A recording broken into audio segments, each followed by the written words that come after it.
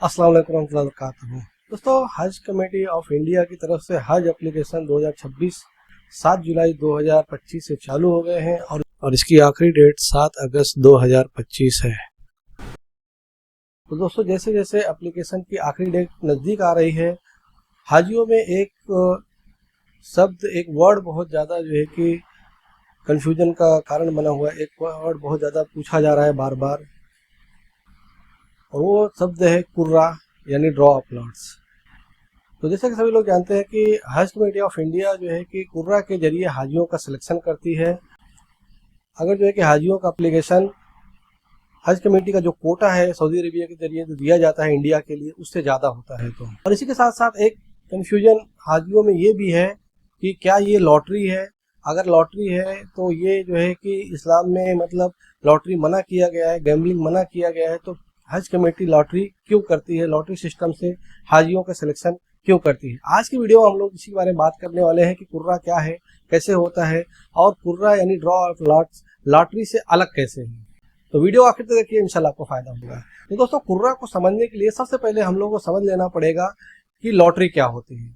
Lottery को अगर हम लोग समझना चाहते हैं तो सबसे पहले उसमें जो उसका पर्पज जो होता है, मकसद क्या होता है, उसका मकसद खास तौर पे होता है पैसा जीतना या जो है कि इनाम जीतना, और ये एक तरह से जुआ होता है। इसीलिए ये है कि इस्लाम में लॉटरी जो है कि मना की गई है। इसका जो प्रोसेस होता है, इसका सिस्टम उस तरह से होता है कि सबसे पहले जो है कि जो बंदा लॉटरी खरीदना चाहता है, लॉटरी करना चाहता है, खेलना चाहता है, वो सबसे पहले लॉटरी का टिकट देता है, एक फीस देता है, यानी पैसा देके लॉटरी का टिकट खरीदता है।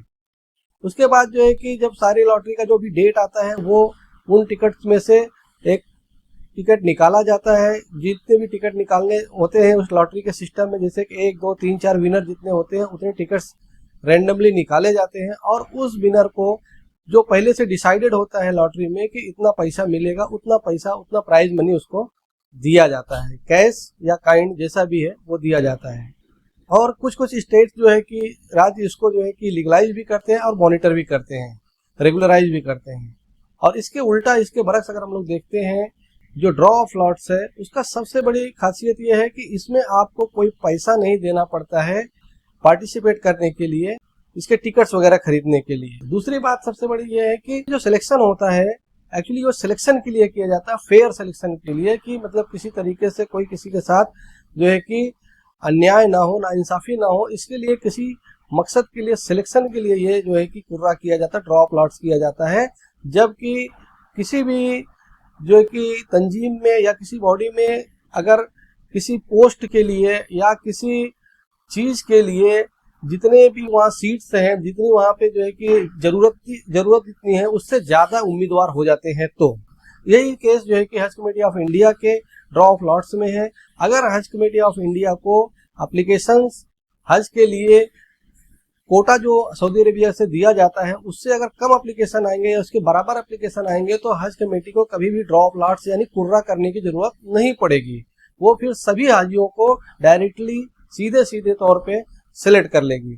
लेकिन क्योंकि हर बार हम लोग देखते हैं कि जो एक लिमिटेड सीट दी जाती है हज कमेटी ऑफ इंडिया को सऊदी अरेबिया के जरिए, जैसा कि और भी देशों को वो जो है कि कोटा प्रोवाइड करते हैं कि इतनी सीट्स ही आप हज के लिए लेके आ सकते हैं, इतने लोगों को ही आप हज का को जो है कि सीट दे सकते हैं, एप्लीकेशन ले सकते हैं। तो वो मजबूरी होती है। और जो है कि अल्हम्दुलिल्लाह जो है कि हाजियों का जो एप्लीकेशन होता है वो हमेशा जो है कि कोटा से ज़्यादा होता है। मतलब जैसे कि समझ लीजिए कि 1,22,500 का कोटा है हज कमेटी ऑफ इंडिया का। इस साल सऊदी अरेबिया के जरिए पिछले कई सालों से यही कोटा चल रहा है। टोटल कोटा होता है 1,75,025, ये 3 सालों से चल रहा है। लेकिन उसमें 30% जो है कि हज कमेटी प्राइवेट टूर ऑपरेटर्स को देती है, और जो है कि 70% हज कमेटी के पास रहता है। तो ये जो 70% होता है वो 1,22,500 सीटें बनती हैं। तो 1,22,500 सीटों से हमेशा जो एप्लीकेशन होता है वो ज्यादा आता है। 1,60,000 आता है, 70,000 आता है, 75,000, इस तरह से 2 लाख तक भी एप्लीकेशन आते हैं। तो अब उसमें जो है कि हज कमेटी किसी को किसी को डायरेक्ट जो है कि सिलेक्शन नहीं कर सकती, क्योंकि किसने पहले एप्लीकेशन किया, किसी ने बाद में एप्लीकेशन किया है। और इसमें एक चीज और भी होती है कि कैंसिलेशन भी बहुत सारे होते हैं। तो बहुत सारी सीट्स अगर सबको एक सिस्टम से हज कमेटी जो है कि सबका सिलेक्शन लाइन से नंबर से दे दे कि मतलब 1,22,500 जो सीटें हैं उतना ही एप्लीकेशन ले नंबर वाइज, तो भी बहुत सारे रीजन से बहुत सारे जो है कि कैंसिलेशन होते हैं, बाद में चल किसी की डेथ हो जाती है, किसी को पैसे की जो है कि प्रॉब्लम होती है, किसी के घर में और प्रॉब्लम हो जाती है, तो वो सीट्स जो है कि हमेशा खाली होंगी। अगर वो सीट खाली होंगी, एक तो बहुत सारे हाजी ऐसे रह जाएंगे जो एप्लीकेशन नहीं करेंगे, उनको सीट खाली दी नहीं जा सकती है। दूसरा ये होएगा कि अगर जितनी सीट सऊदी अरेबिया ने गवर्नमेंट ऑफ इंडिया को यानी हज कमेटी ऑफ इंडिया को दिया हुआ है, उतनी सीट से कम लेके जाते हैं अगर हाजी, तो अगली बार जो है कि सऊदी अरेबिया इनको उतनी ही सीट देगी, यानी कम सीट देगी, तो ये सीट कम होती चली जाएंगी। इसके लिए हज कमेटी एप्लीकेशंस लेती है, जितने भी हाजी एप्लीकेशन कर सकते हैं उतने एप्लीकेशंस लेती है, और फिर उन एप्लीकेशंस में से ड्रॉप लॉट्स करती है। अगर जो है कि कोटा से ज्यादा एप्लीकेशन आ जाते हैं, तो आज भी आप लोग ध्यान रखें कि अगर कोटा से कम यानी 1,22,500 से कम एप्लीकेशन आएंगे तो सभी हाजियों का सिलेक्शन डायरेक्टली हो जाएगा, कोई कुर्रा कोई ड्रॉप लॉट नहीं होगा। तो एक बहुत बड़ी समझने वाली बात है। तो हज कमेटी जो सिलेक्शन करती है, इसमें जो आप एप्लीकेशन करते हैं कोई पैसा आप नहीं देते हैं, आपका कोई पैसा इसमें लगता नहीं है, और इसमें आप कोई प्राइज भी नहीं जीतते हैं। सबसे बड़ी चीज ये है कि जब आप जो है कि अगर आपको लॉटरी लग जाती है, अगर आप इसको लॉटरी बोलते हैं जबकि ये लॉटरी नहीं है, कुर्रा है, ड्रॉप लॉट्स है, तो अगर आपकी लॉटरी लग जाती है ना, आपका सिलेक्शन हो जाता है, तो ऐसा नहीं है कि आपको फ्री ऑफ कॉस्ट हज पे ले जाया जाता है, या आपने पहले से पैसा दिया हुआ है, आपका नुकसान हो गया। अगर आपका सिलेक्शन नहीं हुआ, आपका 1 रुपया नहीं लगेगा, और अगर आपका सिलेक्शन हुआ तब आप फीस भरेंगे और हज पे जाएंगे। इसलिए ये जो है लॉटरी नहीं है, ये कोई गैम्बलिंग नहीं है, ये कोई जुआ नहीं है। तो ये दोनों में फर्क है। बहुत सारे लोग हज कमेटी के इस प्रोसेस पे इसी वजह से, इसी बिना पे जो है कि उंगली उठाते हैं कि हज कमेटी जो है कि ये नाजायज काम क्यों करती है, लॉटरी का सिस्टम इस्लाम में नहीं है तो क्यों करती है। और जो ड्रॉप लॉट से कुर्रा है, वो जो है कि हुजूर सल्लम की सुन्नत है। हुजूर सल्लम ने कई बार जो है कि ड्रॉप लॉट्स किया हुआ है, खास करके जब हुजूर सल्लम जो है कि सफर में जाया करते थे, अपने अजवाजे मुतहरत के बीच में जो है कि कुर्रा करते थे, नंबर डालते थे कि कौन सी अजवाजे मुतहरत जो है कि साथ में जाएंगी।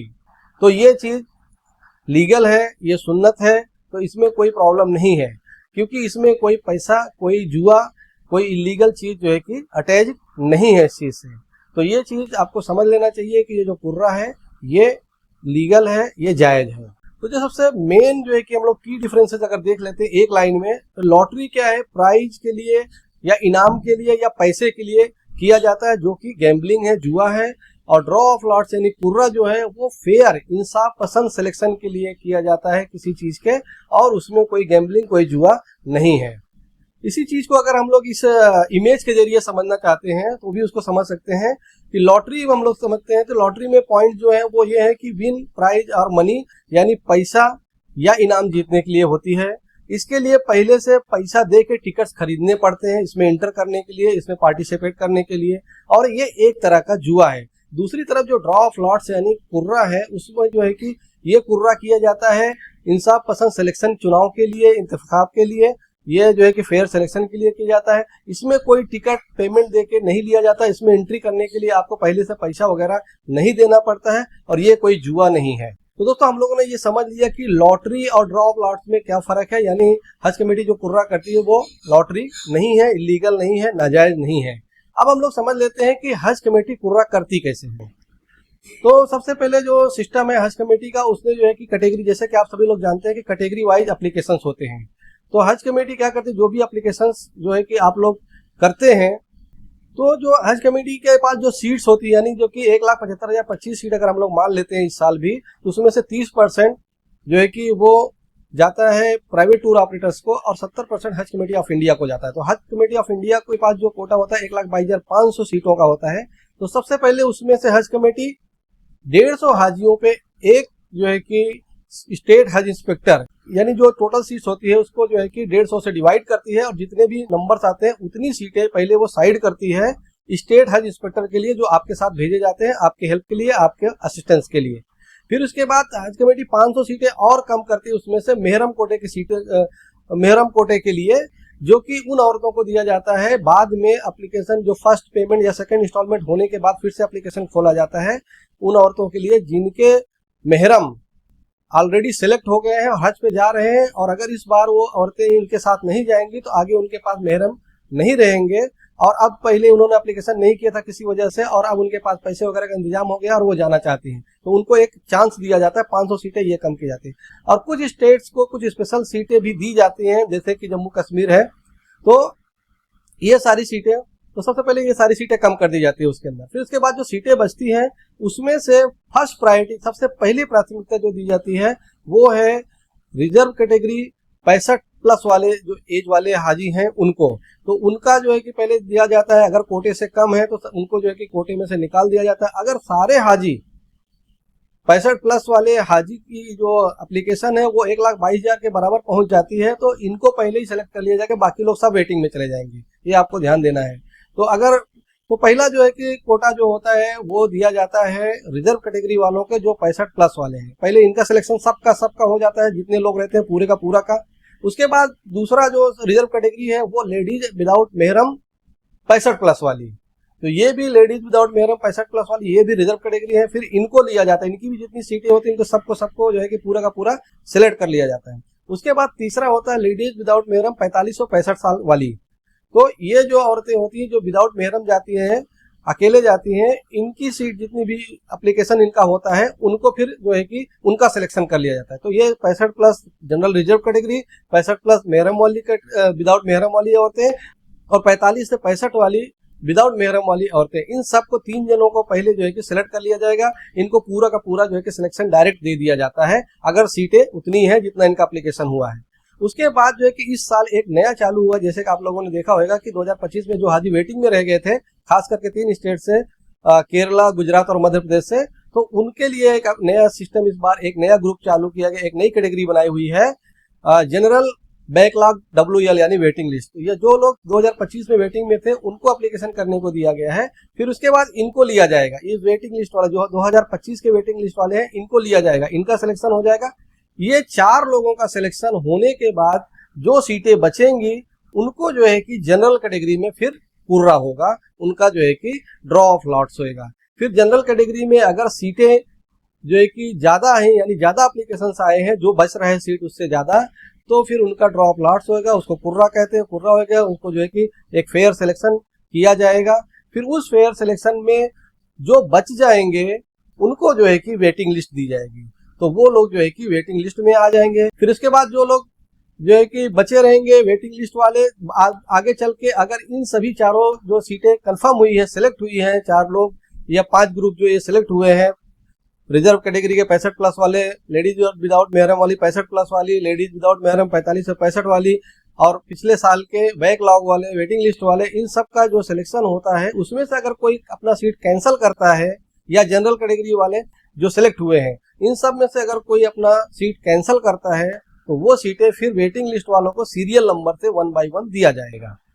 तो दोस्तों ये सिस्टम है कुर्रा का, कुर्रा इस तरह से होता है। और जब कुर्रा हो जाएगा इंशाल्लाह, जो भी लास्ट डेट है इस साल का, अगर आगे डेट एक्सटेंड नहीं हुई तो 8 अगस्त से लेके 14 अगस्त के बीच में कुर्रा किया जाएगा और लोगों को बता दिया जाएगा कि आपका जो है कि प्रोविजनल सिलेक्शन हो गया, यानी आपका सिलेक्शन हो गया है, सिलेक्शन का आपको सीट दी जा चुकी है। लेकिन क्योंकि ये प्रोविजनल है, क्योंकि अभी आपने पैसा नहीं जमा किया, डॉक्यूमेंट नहीं जमा किया है।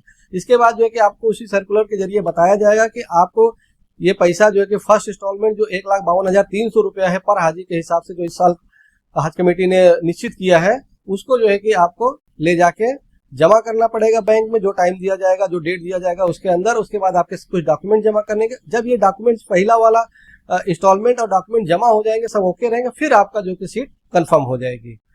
तो दोस्तों ये था कुर्रा का सिस्टम, इस तरह से हज कमेटी कुर्रा करती है। कुर्रा जो है कि लॉटरी नहीं है, इसके आप तकलीफ में, परेशानी में ना पड़े। ये जो है कि फेयर सिलेक्शन के लिए, इंसाफ पसंद सिलेक्शन के लिए, आप लोग का चुनाव अच्छे से हो जाए, कोई किसी के साथ झगड़ा ना हो, कोई मामला ना हो, किसी के साथ नाइंसाफी ना हो, इसके लिए ये जो है कि जायज तरीका ड्रॉ ऑफ लॉट्स यानी कुर्रा अपनाया जाता है। तो दोस्तों ये थी आज की वीडियो कुर्रा के बारे में, ड्रॉ ऑफ लॉट्स के बारे में। उम्मीद करते हैं वीडियो आपको इन्फॉर्मेटिव लगी होगी। वीडियो को लाइक करें, शेयर करें, हमारे चैनल को सब्सक्राइब कर लें, हमारा व्हाट्सएप ग्रुप को जो ज्वाइन कर लें, जिसमें आपके सवालों के जवाब दिए जाते हैं। इस वीडियो में बस इतना ही, अपना ख्याल रखिएगा, मिलते किसी और वीडियो में। अस्सलाम वालेकुम।